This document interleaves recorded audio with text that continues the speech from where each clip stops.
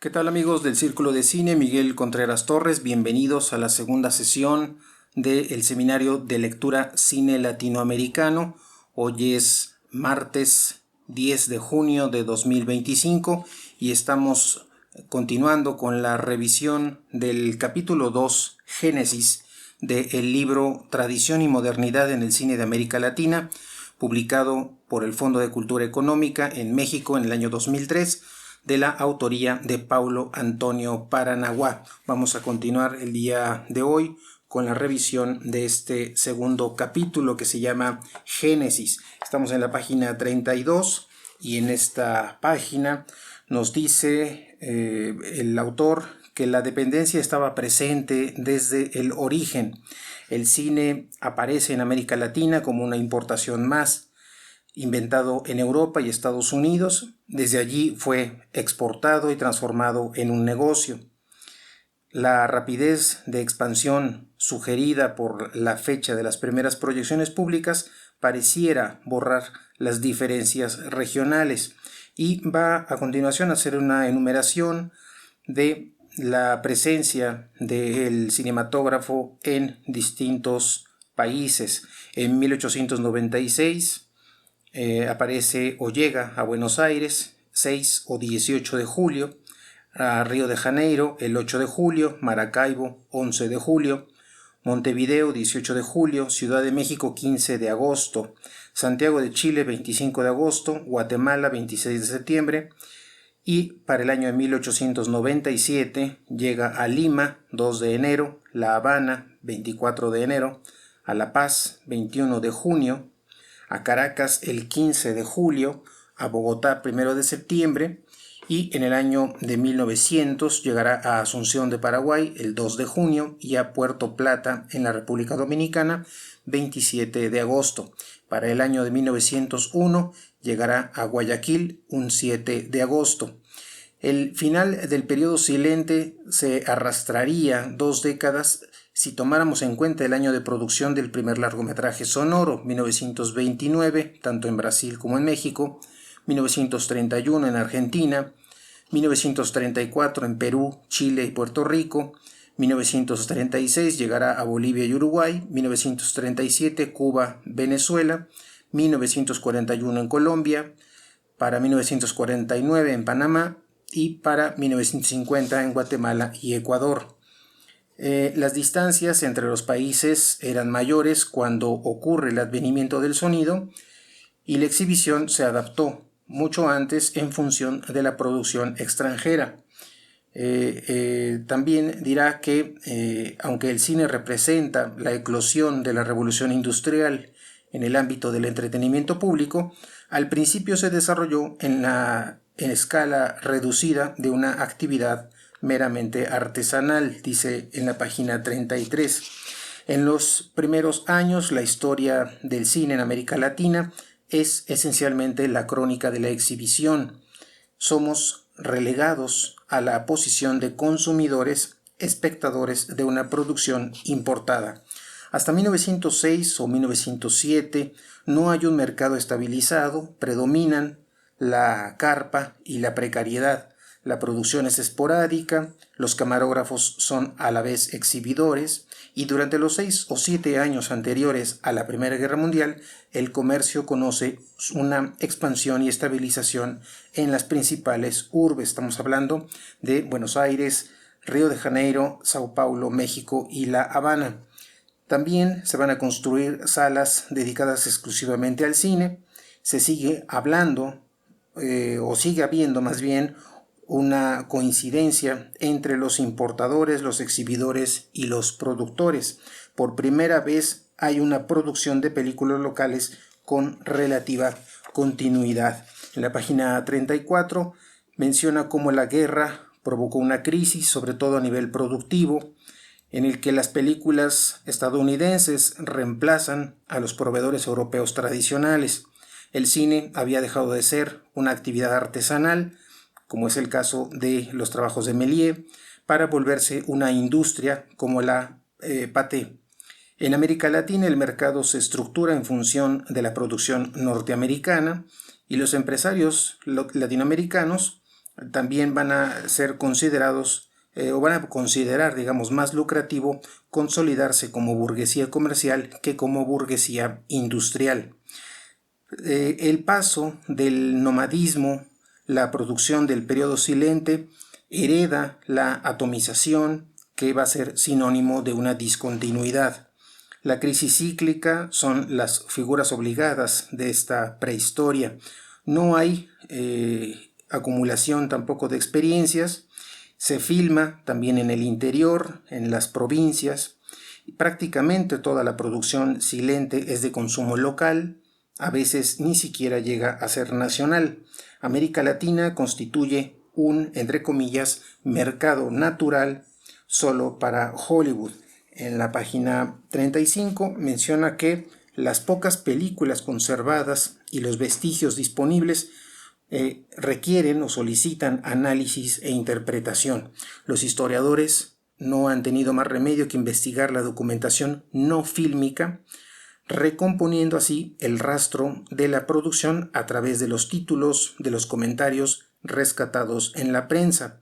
Se ha dejado casi siempre de lado la articulación de tales fuentes con las escasas películas accesibles. Quizás el análisis fílmico permita esbozar la génesis de algunas tendencias ulteriores. La única producción que alcanza cierta estabilidad y continuidad es la de los noticieros, y aquí destaca el trabajo de Salvador Toscano, de Enrique Rosas, de los hermanos Alba, Jesús Avitia en el caso de México y Federico Valle en Argentina. También la presencia de los hermanos Alberto y Paulino Botello en Río de Janeiro y Gilberto Rossi en Sao Paulo, así como Arturo Acevedo e hijos en Colombia, pero al precio de un doble sometimiento, uno de orden formal y otro ideológico. Formalmente al modelo del Pathé Journal, que le pone un corsé a las primitivas actualidades, y por otro lado a nivel ideológico a los intereses dominantes. Aurelio de los Reyes ha considerado que esa fue la verdadera edad dorada del cine mexicano, la edad de estos noticieros. Dice también que el documental nace a la sombra del poder.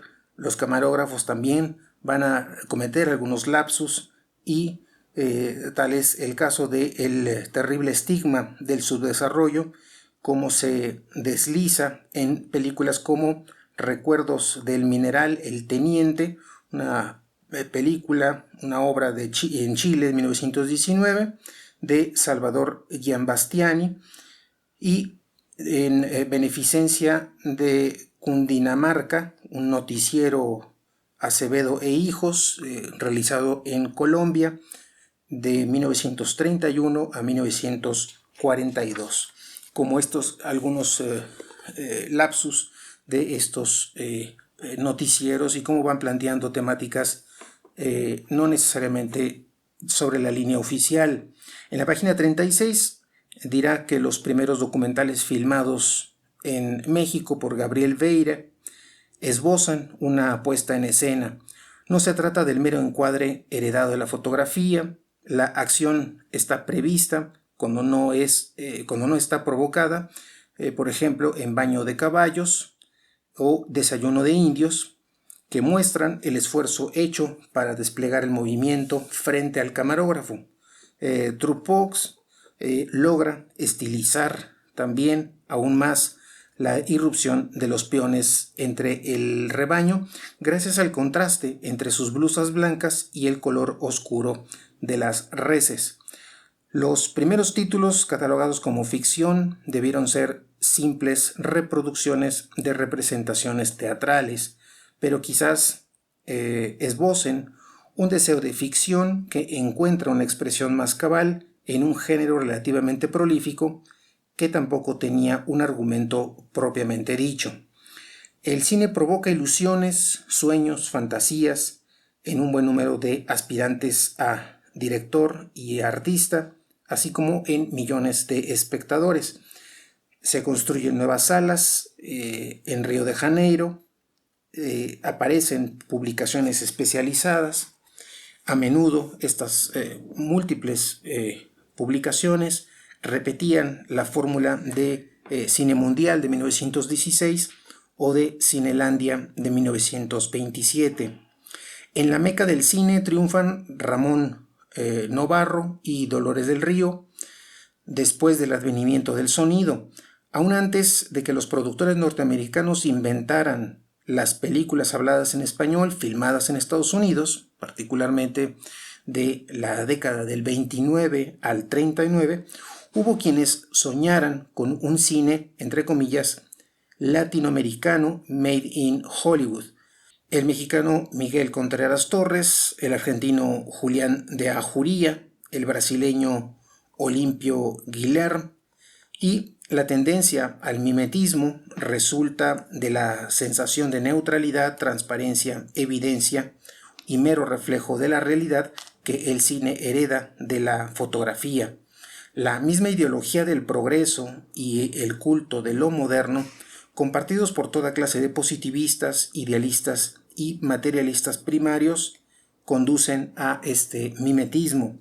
La Belle Époque del cine es parte de una cultura urbana que gira en torno a modelos foráneos, una imitación de Europa, una asimilación de lo nuevo, pero además el cine es entonces también efímero, ya que no dispone de tradición y no produce todavía su propia memoria.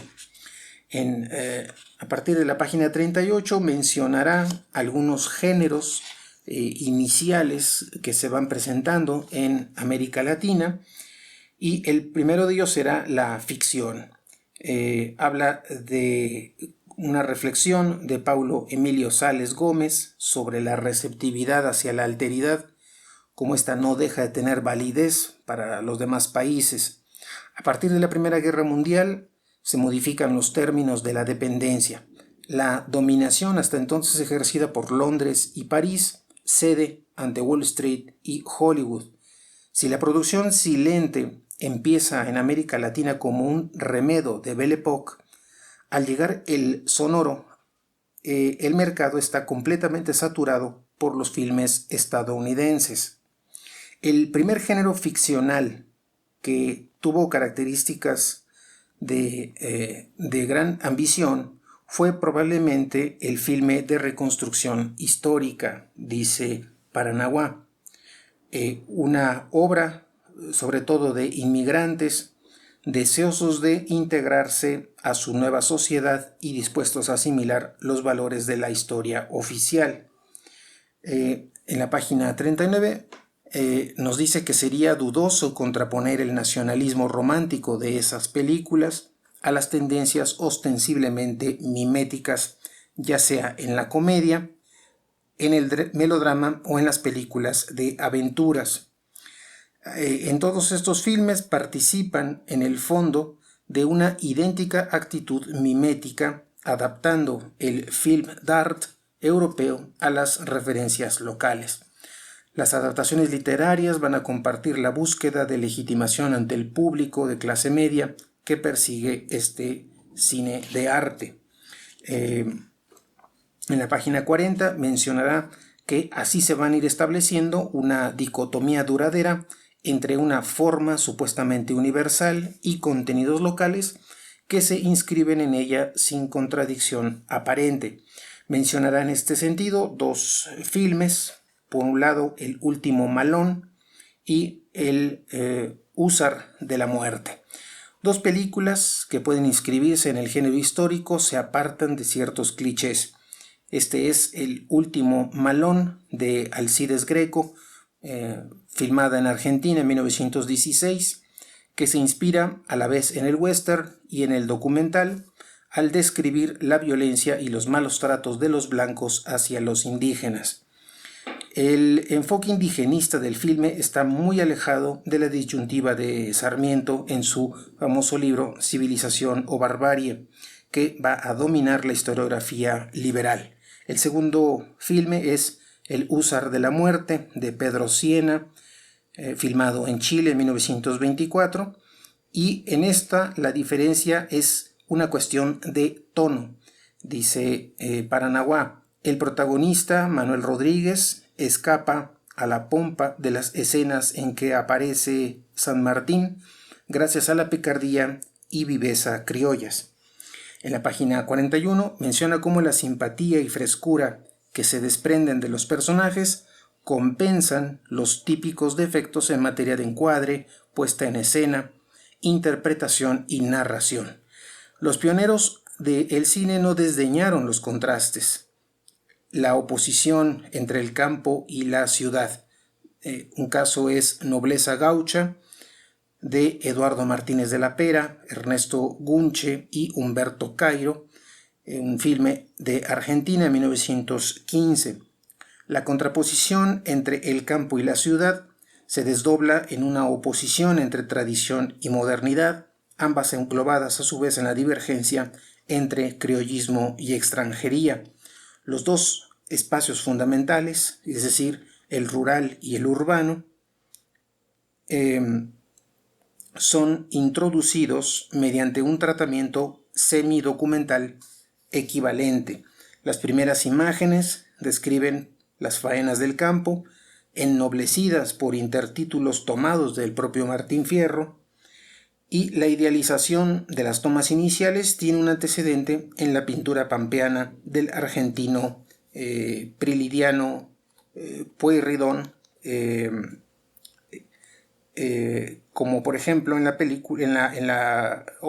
pintura Descanso en el campo de 1860, una pintura que se encuentra en el Museo Nacional de Bellas Artes de Buenos Aires, o también en el uruguayo Juan Manuel Blanes en sus alegorías románticas Aurora, Crepúsculo, Amanecer, Atardecer, obras pictóricas sin fecha, y que se encuentran en el Museo Municipal Juan Manuel Blanes y el Museo Nacional de Artes Plásticas en Montevideo. Dirá también en la página 42 cómo es que los fotógrafos primitivos no se limitaron a documentar la sociedad de la época, sino que esbozaron formas de ficción adaptadas a la era de la reproductibilidad o de la reproducibilidad técnica en específico. No sorprende que la faena de la película Nobleza Gaucha culmine en danzas folclóricas y luego en banales peripecias argumentales. Nobleza Gaucha es producto de una cultura ciudadana que estaría en formación. En la página 43 menciona que el único personaje de Nobleza Gaucha, invariablemente cómico, del principio al final, es el inmigrante. El inmigrante es, por lo tanto, el otro, el extranjero, mientras el gaucho y el estanciero, el campesino y el burgués participan del mismo universo criollo. A esto podríamos contraponerlo para hacer una comparación con el género burlesco norteamericano, que elabora sus personajes y se dirige a un público igualmente formado por inmigrantes, así como lo va a presentar Nobleza Gaucha. Pero, a diferencia de el filme Nobleza Gaucha, en el género burlesco norteamericano, el inmigrante, el país, digamos, no lo va a representar como algo marginal respecto a sectores tradicionales, ni siquiera en relación a las venerables instituciones. Argentina no es el único país latinoamericano cuyas películas mudas reflejan la dualidad campo-ciudad. Tendremos la comedia Don Leandro el Inefable, de Lucas Manzano, Venezuela, 1918, cuya película opone la comida criolla con el menú francés. En la película Almas de la Costa, Juan Antonio Borges, una película uruguaya de 1923, también se va a contraponer, pero ahora, la idea de los pescadores, gauchos del mar, a la alta sociedad de Montevideo. O también en la película Alma Provinciana, de Félix Rodríguez, una película colombiana de 1925, se identifica a Bogotá con la disipación de la juventud dorada y al campo con una reserva de virtudes. También tendremos Bajo el cielo antioqueño, un filme de Arturo Acevedo y Gonzalo Mejía, película colombiana 1925, en donde se presenta en paralelo el cultivo del café, pero también a refinados jugadores de tenis, folclor rural y señas de modernidad. El pequeño héroe del Arroyo de Oro, de Carlos Alonso, una película uruguaya 1929, sugiere una norma de civismo que será transgredida por la irrupción de la violencia. Películas como Tepeyac, de 1917, Canción de Primavera, de 1923, y Los Milagros de la Divina Pastora, de 1928, sugieren la existencia de un género o subgénero que será el filme religioso. Este será el segundo tipo, el segundo género que destaca Paranaguá en este proceso de génesis. Dirá que la religión, la intervención de la providencia y lo sobrenatural son elementos dramatúrgicos que impregnan otras películas silentes y luego van a darle un sello especial al melodrama latinoamericano. Tal es el caso de Fragmentos de Vida, de José Medina, una película brasileña de 1929, La Virgen de la Caridad, de Ramón Peón, una película cubana 1930, en la que, así como en la literatura, la religión es un ingrediente de los arrebatos nacionalistas. Por ejemplo, Yo perdí mi corazón en Lima, una película de Alberto Santana, realizada en Perú en 1933. En particular se va a concentrar Paulo Antonio Paranaguá en el filme de Tepeyac. Nos dice que la estructura narrativa de Tepeyac muestra una indudable voluntad de modernizar la tradición, no en la idea de renovar esta tradición, sino de adaptarla a la era de la modernidad. Conferirle al culto de la guadalupana un doble carácter. Por un lado, un carácter nacional y por otro, también contemporáneo. Carece de sofisticación en la puesta en escena o en la narración. Vamos a encontrar sobreabundantes letreros. La cámara deja su inmovilidad solamente por alguna tímida panorámica. Los encuadres están desprovistos de variedad, apenas podemos hablar de que la película tiene un montaje. La gesticulación es también muy elemental. Narrar la historia de Juan Diego a partir de un flashback es una opción no solo consciente, sino además cargada de una intención. Esta intención es naturalizar el mito religioso, enraizarlo en la misma contemporaneidad que circunda al espectador.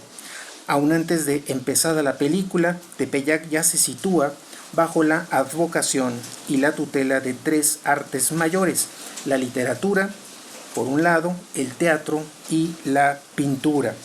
Sin embargo, entre tanta devoción, Tepeyac inserta un auténtico inventario de señales de modernidad. Por ejemplo, la presencia ya en el filme de automóviles, trenes, diarios, submarinos, buques. La inserción, así como la construcción en tres partes, pretende mostrar la compatibilidad entre la tradición popular y el progreso industrial, entre la fe religiosa y el positivismo vigente en la época. En los viejos melodramas, dice Paranaguá en la página 46, las noticias llegaban en providenciales cartas. En el caso de Tepeyac, la providencia se expresa por medio de telegramas, pero el coup de théâtre y el pathos siguen siendo los mismos. Por ejemplo, en el caso del automóvil gris, carece de verdadera descendencia. En cambio, Tepeyac es una especie de escena primitiva del cine mexicano, porque en ella vamos a encontrar la Revolución Mexicana puesta entre paréntesis, un matriarcado doméstico como punto de partida del paternalismo institucional, los pobres recompensados por su resignación, los chiches de la modernidad sin contradicción con la tradición, o los clichés, digamos, de la modernidad, y la evolución de costumbres sin cambio de mentalidades. También el cosmopolitismo mimético al servicio del nacionalismo oficial, y también la presencia de las bellas artes que tienen una carga de solemnidad pública que se oponen a la cultura popular reducida a un adorno privado. Dirá Paranagua en la página 47 que las nacientes industrias culturales, el cine, el disco, la radio, las revistas ilustradas, la prensa, no se limitan a la reproducción, a la intensificación y aceleración de la circulación de imágenes, narraciones y melodías, sino que provocan una metamorfosis, es decir, nuevas combinaciones e hibridaciones. La provincia no se diferencia de la capital en el tratamiento de la dualidad campo-ciudad. Ahí tendremos el caso de Aitaré da Praia, de Gentil Royce, una película brasileña de 1925, y La Filha do Avogado, de J. Soares, película brasileña de 1926, que integran el ciclo de Recife. La primera de estas películas sitúa su historia de amores contrariados por viejas rivalidades familiares y prejuicios sociales en el litoral. La segunda exalta desde el inicio a Recife como, entre comillas, cuna de héroes e indomables guerreros, aunque luego despliegue el drama mundano capaz de conciliar la casa chica con los discursos moralizantes sobre el trabajo y el honor. Si el nacionalismo de nobleza gaucha puede ser interpretado como excluyente, el nacionalismo de la película Yo perdí mi corazón en Lima se esfuerza en ser interclasista, provocado por el conflicto fronterizo. Este interclasismo nacionalista encuentra su límite en la escala de valores dramatúrgicos que están implícitos. En Yo perdí mi corazón en Lima, a la burguesía le va a corresponder la parte romántica y melodramática, mientras que al pueblo le caben las secuencias cómicas y deportivas. El lagrimón es femenino y burgués, la carcajada es masculina y plebeya. Hay aquí una infrecuente dimensión interracial. Permanece también Alma do Brasil fiel a la historiografía oficial. En la mayoría de las películas, la diversidad racial brilla por su ausencia.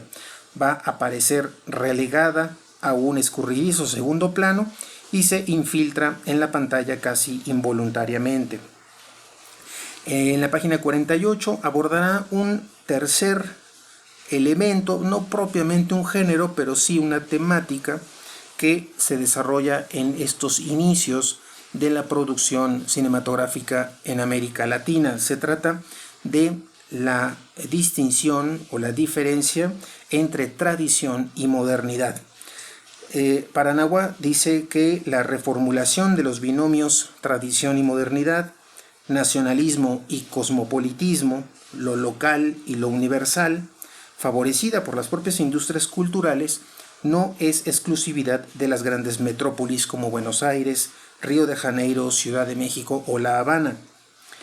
Menciona como una película como El Tren Fantasma de Gabriel García Moreno, una película mexicana de 1927, muestra cómo en México el tren no fue solo un símbolo de modernidad, sino también un auténtico emblema de la Revolución Mexicana. Ambas significaciones de este tren como modernidad, pero también como revolución, están implícitamente presentes en el Tren Fantasma. La administración y la infraestructura ferroviaria es uno de los principales ambientes naturales de la acción y coexiste con ambientes tradicionales como el rancho y la plaza de toros. La caracterización de los personajes responde a también un eclecticismo muy similar. La acción prima sobre las motivaciones psicológicas o las rivalidades amorosas. Las persecuciones son espectaculares, las escaladas acrobáticas, el suspense está redoblado, las peleas mejores que las escenas románticas. La solvencia narrativa lograda en Orizaba era incomparablemente superior a la que se podía llegar en Barquisimeto, aún inspirándose en los mismos modelos. Por ejemplo, en La Cruz de un Ángel, de Amábilis Cordero, una película venezolana de 1929, que mezcla ambientes pastoriles y cowboys. Entre las cursiladas de los letreros, las puestas en escena frontales, desprolijas y conformistas, irrumpen la bestialidad y las lacras del subdesarrollo, estas representadas o encarnadas en un empleado deforme y medio retardado o un mendigo miserable. En el caso de El Puño de Hierro, de la película El Puño de Hierro, esta tiene un discurso moralizante igualmente explícito, aunque no desprovisto de cierta ambigüedad. La página 50 menciona que la eficacia narrativa y la frescura de esta película, del Tren Fantasma, muestra el camino recorrido desde la película El Automóvil Gris. Revelan ya una hibridación de tradiciones locales frente a la fuerte atracción del modelo hollywoodense, una hibridación de la que saldría posteriormente la comedia ranchera. El Tren Fantasma representa no solamente un intento de modernización, como también una preservación de referencias nacionales en un medio esencialmente cosmopolita como es el cine.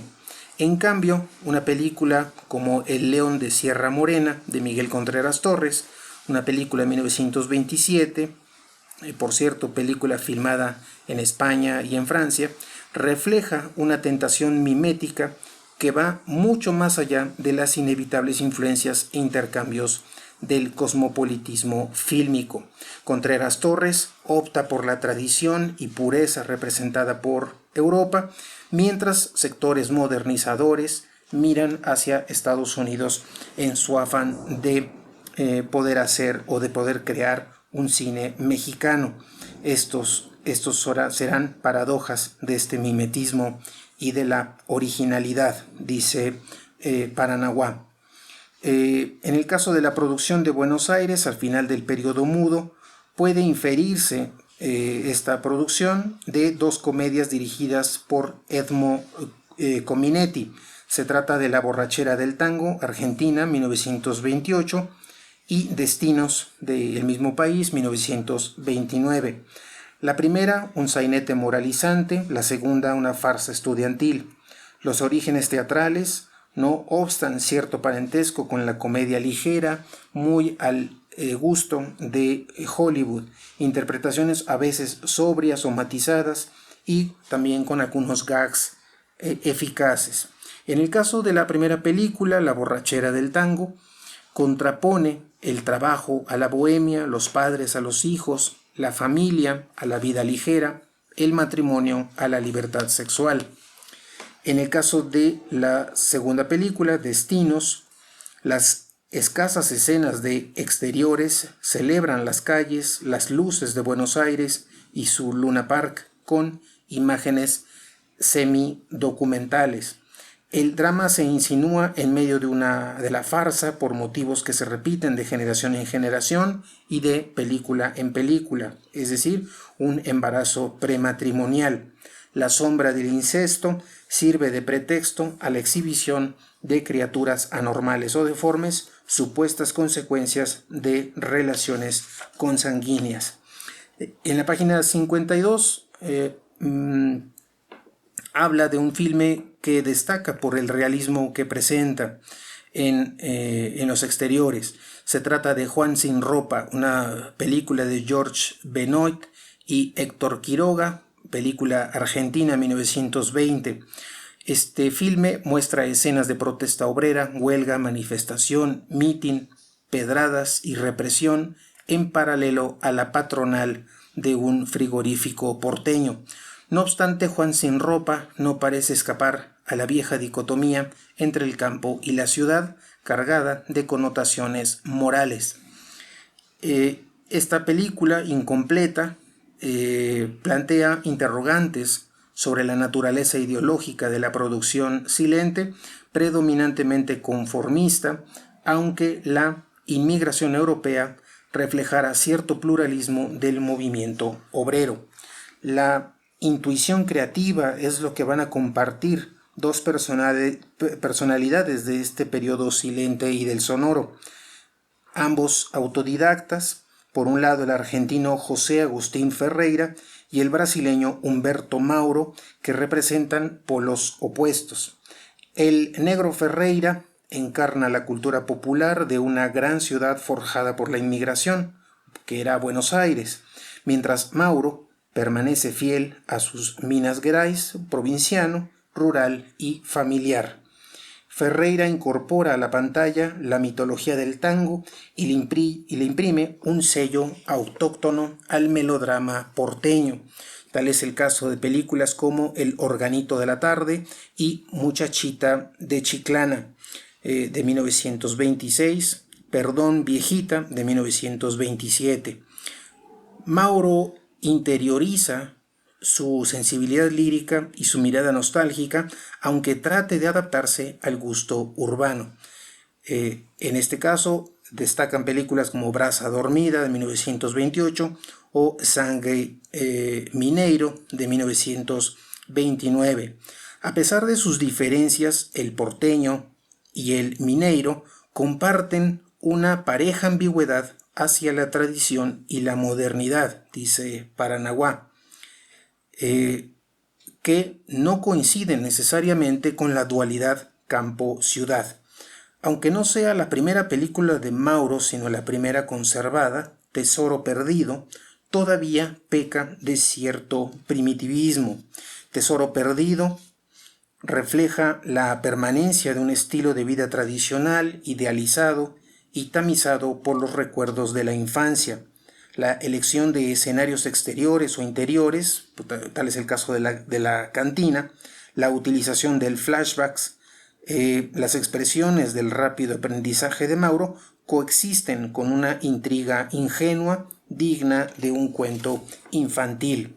En la página 54 continúa Paranaguá mencionando que aunque la oposición entre este campo y la ciudad nunca sea inocente, quizás la religiosidad sea un mejor discriminante para poder deslindar la posición frente a la tradición y a la modernidad.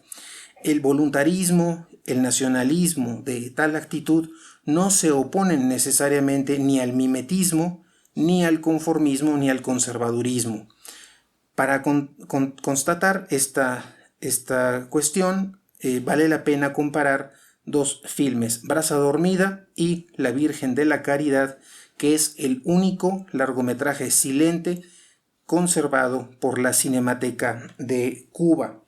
En la página 55 va a abordar cada uno de estos dos filmes, y sobre La Brasa dormida dice que no hay contradicción aparente entre la máquina y la naturaleza, ni tampoco entre el campo y la ciudad, un refugio contra el noviazgo reprobado.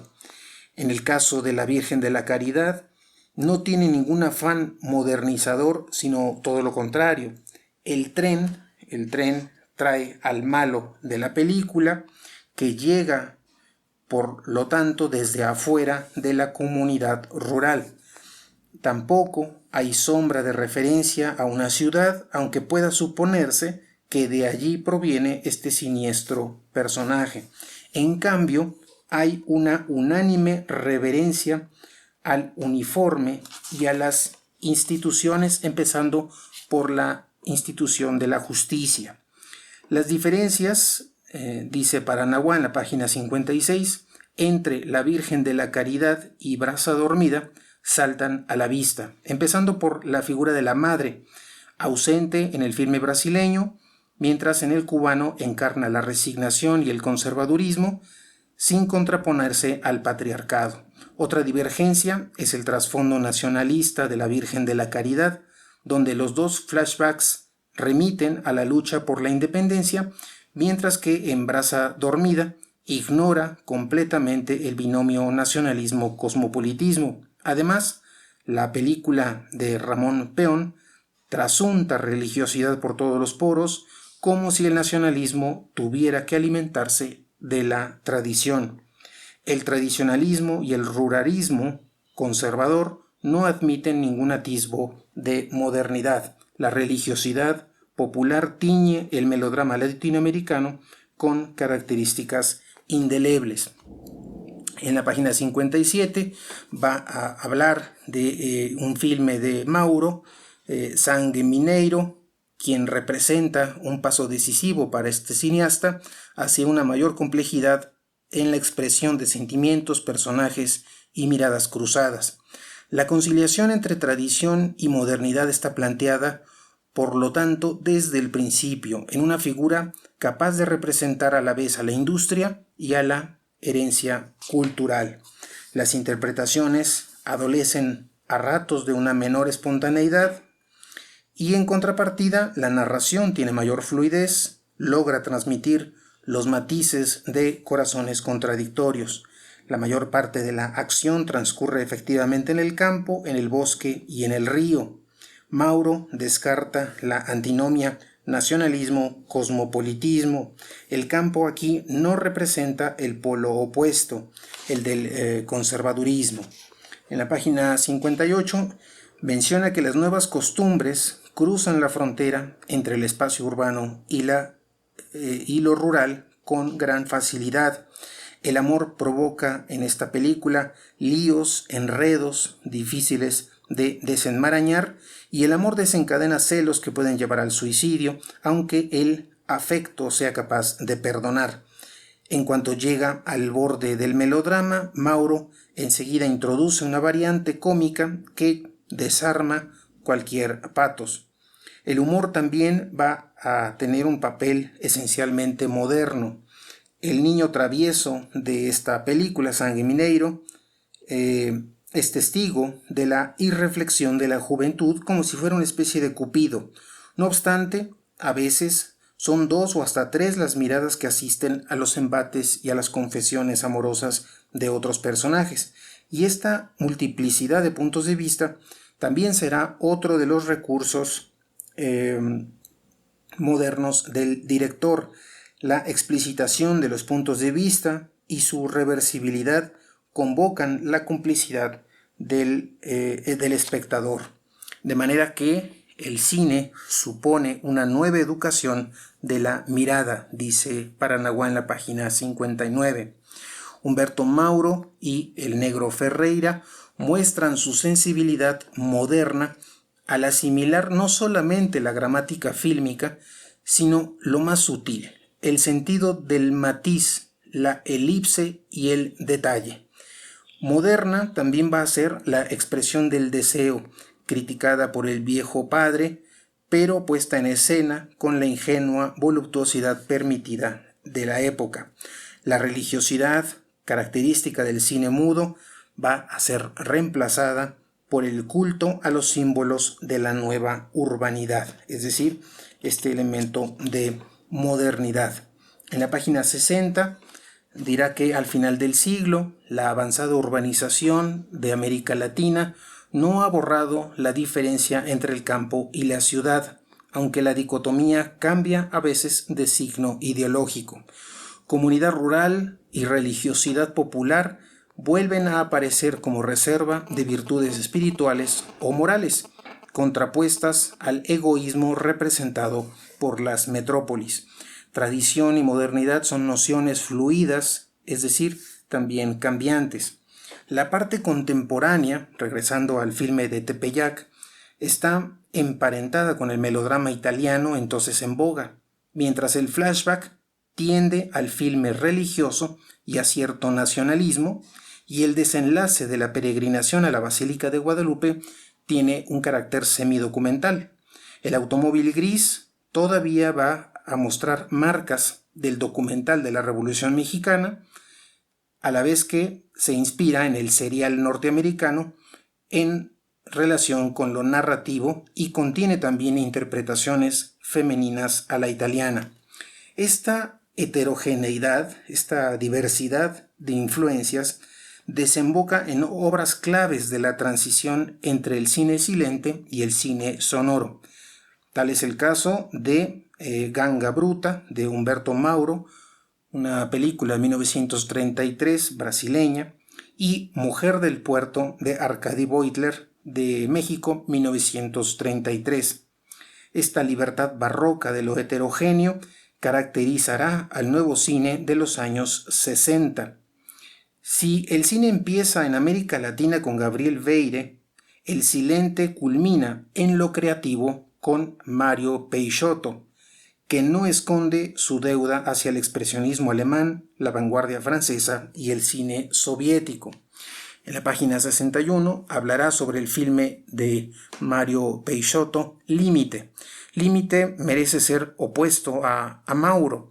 Con todos los matices que puedan existir entre la sensibilidad intuitiva y la inteligencia poética, personalidades tan disímiles como Mauro y Peixoto resultan antecedentes igualmente significativos de lo que luego se llamaría una actitud autoral.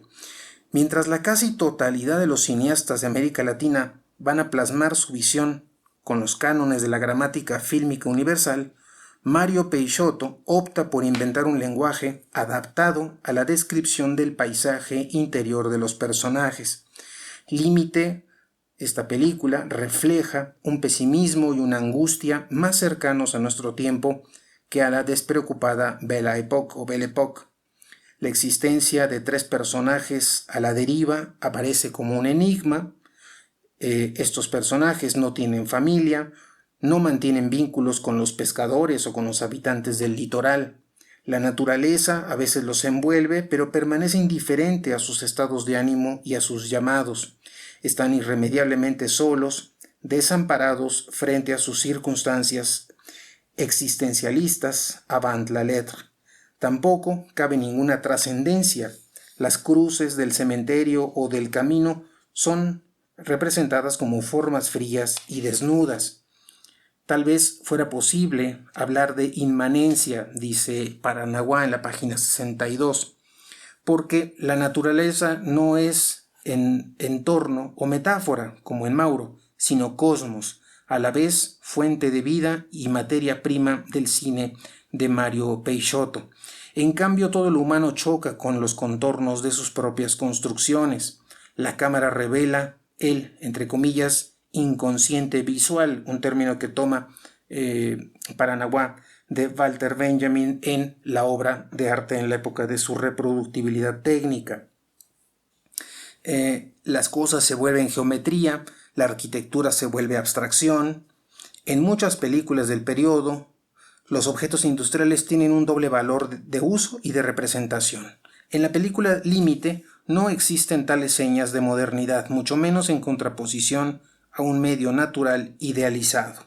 A ratos, la cámara delira, huye, agrede, grita, se insinúa caprichosa entre las figuras, se mueve de manera tan imprevisible como los elementos. En la página 63 menciona que cine artesanal, sin duda, pero un cine ya moderno.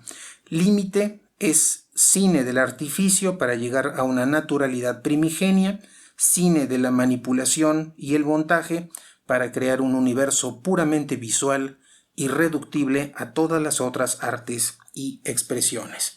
Ya para finalizar este segundo capítulo, Paranaguá dirá que el diálogo singular de Límite con el cine de su tiempo está explícito en la escena que revela la profesión de un personaje.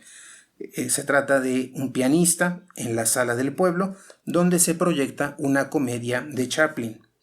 Dirá que el cine mudo no fue tan silencioso, puesto que los latinoamericanos tuvieron el privilegio de ver estas películas acompañadas por distintas obras musicales, por obras de Heitor Villalobos, Ernesto Lecuona, Bola de Nieve, Francisco Miñone, entre otros. Además de ser un factor de aculturación, ese acompañamiento musical prefigura la revancha del periodo sonoro que empezará echando raíces en el tango la canción ranchera y el carnaval. Bien, hasta aquí la revisión del segundo capítulo titulado Génesis. Estamos en los inicios de lo que serán estas primeras expresiones del cine en América Latina, y como vemos, un panorama complejo, un panorama que es necesario analizar de manera independiente y también interrelacionado con las interacciones en distintos países y las distintas influencias que presenta. Estamos, les recuerdo, revisando el libro Tradición y Modernidad en el Cine de América Latina, una publicación de Paulo Antonio Paranaguá, editado por el Fondo de Cultura Económica en México en el año 2003. Hasta aquí nuestro seminario, nuestra sesión 2 del seminario Cine Latinoamericano, y los invito a estar al pendiente de la sesión número 3 el día de mañana a las 8 de la noche. Mi nombre es Fernando Saldaña Benítez, que tengan una excelente noche y nos escuchamos el día de mañana. Muchas gracias.